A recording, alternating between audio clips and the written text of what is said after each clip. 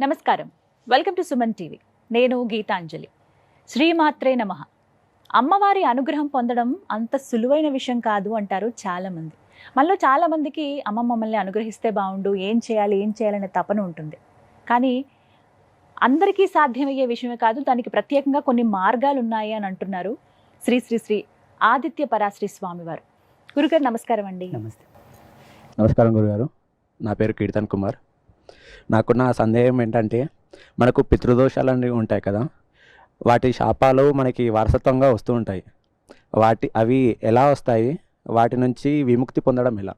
తప్పకుండా చాలా మంచి ప్రశ్న. ఇది ప్రజాలోకానికి చాలా అవసరం. చాలామంది ఇప్పుడు ఈ సందిగ్ధంలో కొట్టుమిట్టాడుతున్నారు కూడా. జన్మ ఎత్తిన తర్వాత ప్రతి ఒక్కరికి తప్పకుండా పితృదోషాలు, పితృకర్మలు వస్తూ ఉంటాయి. ఎలా వస్తుంటాయంటే, ఆ చనిపోయిన పితృదేవతలు ఎవరైతే ఉన్నారో మన పితాపితరులు, వాళ్ళు ఘోషించి మరణిస్తే వస్తాయి. వాళ్ళ మరణ సమయం నందు ఏ అవస్థతో వాళ్ళు మరణించారో ఆ సందర్భాన్ని అనుసరించి ఆ దోషం మనకు ఉత్తరంగా ఆవరిస్తుంది. వాళ్ళు యథాతథంగా పుణ్యక్షేత్రాల్లో మరణించారనుకోండి, లేదంటే ఆరోగ్యకరమైన మరణమే అయిపోయిందనుకోండి, అవి మనకి ఎక్కువ పరిగణలోకి రావు. మరణించినటువంటి సమయము, ముహూర్తము, ఆ ధర్మాన్ని బట్టి మనకు ఆ దోషం వస్తుంటుంది. పితృదేవతల యొక్క దోషాలు మనకు ఉన్నాయని సిమ్టమ్స్ ఏంటంటే, ఎంత చేసినా కలిసి రాదు, ఎంత సుఖంగా ఉందామన్నా ఆ ఇంట్లో సుఖం ఉండదు, అశాంతి, ఏదో ఒక వంకతో అశాంతి, తరచుగా అనారోగ్య బారిన పడడం, చిన్న చిన్న క్రైసిస్ రావడం. ఆ సిమ్టమ్స్ ఏంటంటే తప్పకుండా వాళ్ళు ఘోషిస్తున్నారంటే దాని ప్రభావం మన మీద ఇన్ఫాక్ట్ అయిందని సూచన. ఇవి తీరాలంటే మనకు ఆచార్య ధర్మం ఉన్నది. పండితులను సంప్రదించవచ్చు, మాబోటి సాధువులను సంప్రదించవచ్చు. వాళ్ళు చెప్పిన రెమెడీస్ని కనుక సకాలంలో ఫాలో అవ్వగలిగితే తక్షణమే వాళ్ళు శాంతిస్తారు, మనకు శాంతి కలుగుతుంది. ఇలా ఎన్ని తరాల వరకు ఉంటుందండి మన పితృదోషాలు అంటే?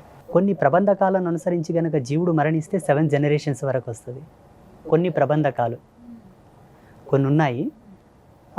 నార్మల్గా మరణిస్తే 3 జనరేషన్స్.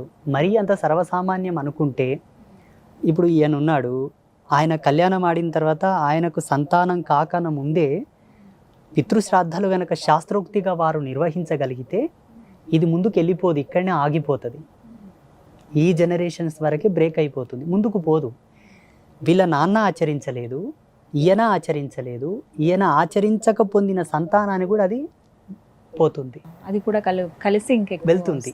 ఈ శేషంతో, ఈ జీవకళలతో ఒక జీవుడికి జన్మనిచ్చాడు కాన అతడికి కూడా ఇది వెళ్ళిపోతుంది. అంటే మనకు ధర్మశాస్త్రాల్లో, మన హిందూయిజంలో ఏం చెప్పారంటే, ఎప్పటికప్పుడు పుణ్యకార్యాలు చెయ్యి. ఇన్ని పూజలు, వ్రతాలు ఇన్ని ఎందుకు పెట్టారు మన వాళ్ళు అంటే, ఎక్కడికక్కడ నువ్వు శుద్ధిగా ఉండాలి. ఏ క్షణం ఏం జరుగునో, ఏ నిమిషం ఏం జరుగునో, వెంట్రుక ప్రమాణం అంత శేషం కూడా నీ వెనక వెళ్ళకుండా, నీవు అంతర్ధానం చెందినా కూడా నీ వెనకాల ఏ పాతుకం, ఏ కర్మ వెళ్ళకుండా, నీ నుండి వచ్చే సంతానానికి సంక్రమించకుండా, ఎక్కడిదక్కైనా బ్రేక్ అవ్వడానికి ఇన్ని పూజలు, వ్రతాలు, శ్రాద్ధాకర్మలు, తర్పణాలు, నదీ స్నానాలు, పుణ్యక్షేత్రాలు, పుణ్యతీర్థాలు, ఇవి సరిపోవని మళ్ళీ కుంభమేళ, పుష్కర స్నానాలు. అబ్బా, ఇవన్నీ మన వాళ్ళు ఎందుకు గుజిగుచ్చారంటే, మన ధర్మంలో అద్భుతం. ఇంతటి వైజ్ఞానికం, ఇంతటి పరివర్తనం ఈ భూమి మీద వేరొకరు కాలేకపోలేదు, కారు కూడా. అనదర్ రిలీజియన్స్ ఉన్నాయి కదా, మన ధర్మం అంతా వికసితం, వాళ్ళు ఎన్నటికీ కాలేరు. అసలు వీళ్ళు ఇన్ని ఇచ్చారు, మనకేం బోరు కొడుతుంది. ఇప్పుడు సంవత్సరం పొడవున ఇన్ని పూజలు ఎందుకు పెట్టారా నాయన అని తల బాదుకుంటారు మన వాళ్ళు. అలేం పిచ్చెకి పెట్టలా.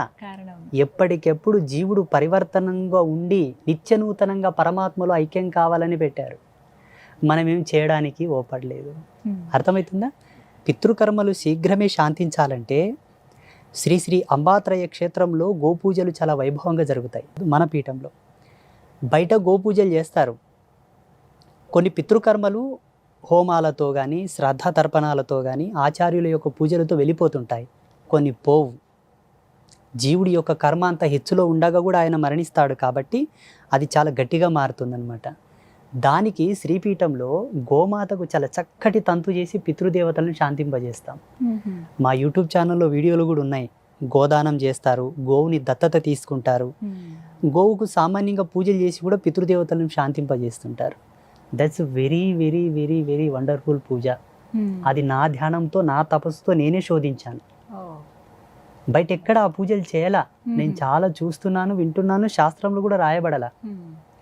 మీరు మన యూట్యూబ్లో ఉంటాయి, కావాలంటే చూడొచ్చు గోపూజల గురించి. అలా చేస్తే పితృదేవతలు శీఘ్రమే శాంతిస్తారు. పితృకర్మల గురించి కూడా మాట్లాడితే కనుక కొంతమంది ఇలా కాశీ వెళ్ళినప్పుడు, ఇప్పుడు ఏదైనా కారణాల చేత మన ఇళ్ళ దగ్గర కుదరలేదనుకోండి, పుణ్యక్షేత్రాలకు వెళ్ళినప్పుడు అక్కడ వాళ్ళకి సమర్పిస్తూ ఉంటారు. అందులో భాగంగా ఏవి ముఖ్యమైనటువంటి ప్రదేశాలు, ఎక్కడెక్కడ పితృలు ఎవరైతే ఉంటారో, పితృదేవతలు ఎవరైతే ఉంటారో వాళ్ళకి ఎక్కడ సమర్పించవచ్చు అనేవి ఏమైనా ప్రత్యేకంగా ఈ స్థలాలు అంటూ ఉన్నాయా?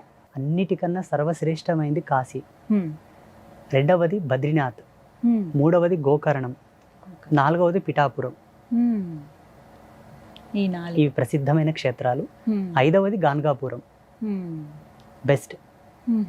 శాస్త్రంలో ఏముంటుందంటే నదీ తటాకములు ఎక్కడ ఉన్నా అక్కడ మనం శ్రాద్ధ తర్మరాలు వదలవచ్చును. నదులు కానీ సముద్రాలు కానీ చిన్న సరస్సులు ఉన్నా అక్కడ పితృతర్పణాలు వదలవచ్చు, పిండ తర్పణాదులు మనం చేయవచ్చు. ప్రమాణంగా వెల్ రిజల్ట్ రావాలంటే ఈ ప్రదేశంలో ఇప్పుడు మీరు చెప్పినటువంటి పంచక్షేత్రాలు. అన్నిటికన్నా గొప్పదంటే కాశీ. ఈ జగతిలో అతి పురాతనమైన ప్రదేశం ఏదైనా ఉన్నది అంటే ఒక కాశీ నగరం మాత్రమే. కల్పాంత సమయంలో అన్ని ప్రదేశములు మునిగిపోతాయి, అన్ని నాశనం అవుతాయి, కాశీ వెళ్ళదు. కాశీ మీన్స్ దేవనాగరి పదంలో పురాతనమైన, ఓల్డ్, పాత. ఎంత పాత అంటే ఇంకా చెప్పనీకే రాదు, చాలా పాత. గురుగారు, నా పేరు వెంకటేష్. సందేహం ఏంటంటే, మీరు తపస్సు చేశారు కదా, అఘోరాలు కనిపిస్తారు, వాళ్ళు ఎన్ని సంవత్సరాలు బ్రతుకుతారు? అఘోరాల వాళ్ళ సత్యనిరతిని బట్టి, వాళ్ళ తపశ్శక్తిని బట్టి, వాళ్ళు ఎంచుకున్న యోగ మార్గాన్ని బట్టి, కొందరు సుదీర్ఘమైన అన్వేషణలో, సుదీర్ఘమైన సమాధిలో ఉంటారు, వాళ్ళు 1000 years ఉంటారు. కొందరు సెట్టింగ్ చేసుకుంటారు, ఇన్ని సంవత్సరాలు ఈశ్వరుని యందు ధ్యానంలో లయించవలే, తదుపరి పరమేశ్వరులు ఐక్యం కావాలి అని చెప్పేసి. ధ్యానంలో లయమయ్యేది వేరు, భగవంతుల్లో లయమయ్యేది వేరు. సమాధి స్థితిలో ఉండేవాళ్లకు వాళ్ళ యొక్క నియమిత సమయాన్ని బట్టి వాళ్ళు డిసైడ్ చేసుకుంటారు. వాళ్ళ యొక్క అనుష్ఠాన పద్ధతి వాళ్ళు. కొందరు తొందరగానే విరక్తి చెందించుకుంటారు ఉత్తర జన్మం తీసుకోవడానికి, కొందరు సుదీర్ఘంగా అలాగనే ఉండిపోతారు. ఇప్పుడు హిమాలయాస్లో కొన్ని వేల సంవత్సరాలు ఉన్నటువంటి యోగులు ఉన్నారు, లెక్కకు రాదు.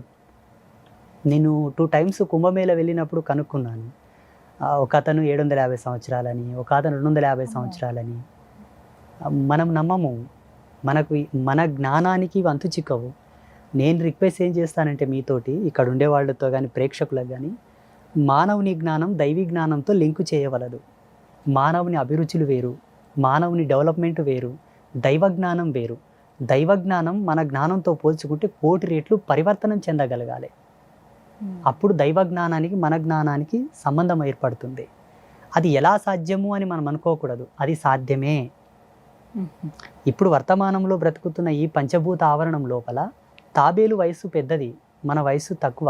అది ఎలా సాధ్యం? జీవించగలిగితే ఒక వ్యక్తి పద్ధతిగా, పరివర్తనంగా, ఆరోగ్యకరంగా బ్రతకగలిగితే 100 ఏళ్ళు బ్రతుకుతాం.